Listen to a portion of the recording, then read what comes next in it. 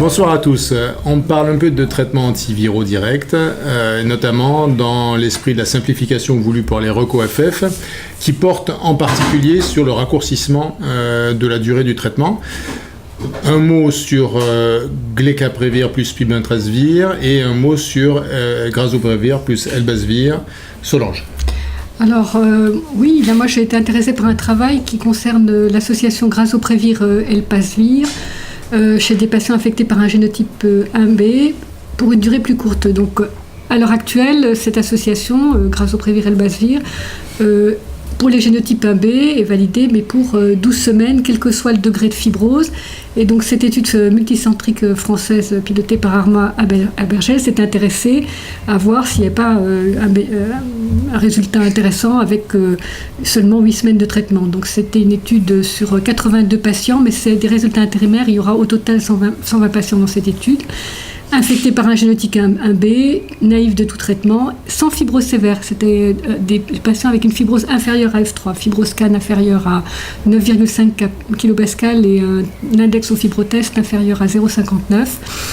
8 semaines de Grazoprevir-Elbasvir, ça marche très bien puisque la RVS12 est à 98%. Donc on verra ce que donne l'étude complète avec les 120 patients. Mais bon, clairement, il y avait des patients qui étaient traités génotype plus 1B. Longtemps sans que ça... Voilà, génotype 1B avec fibrose inférieure à F3. Génotype 4.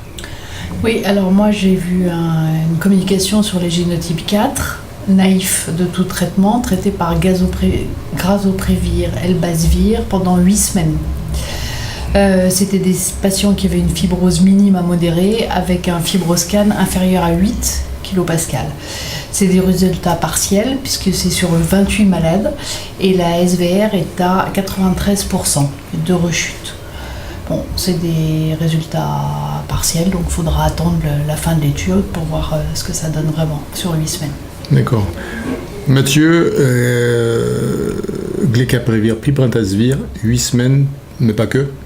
Mais pas que, surtout des données de vraie vie, puisqu'on avait des résultats très prometteurs des études pilotes, et donc on attendait d'avoir des données sur la pratique courante. Donc là, c'est la grande cohorte allemande, 600 patients, plus de 600 patients, des résultats de SVR12 sur une partie des patients, 96 patients, majoritairement des patients génotype 1 pour 51%, génotype 4 pour 35%, majoritairement naïfs, très peu de patients cirrhotiques, mais sur des patients traités que 8 semaines pour la majorité également, avec une SVR 12 qui est de 97%, donc confirmation des résultats prometteurs des études, mais qui se confirment dans la vraie vie, avec une tolérance qui est très bonne, puisqu'il y a très très peu d'effets indésirables, notamment d'effets indésirables qui se pourraient conduire à l'arrêt du traitement.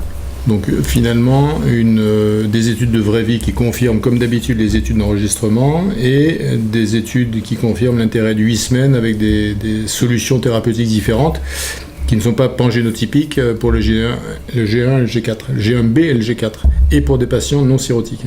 Et puis donc 8 semaines, pour l'observance, c'est sûrement intéressant. C'est intéressant pour un certain nombre de patients. On est d'accord. Merci à tous. Merci.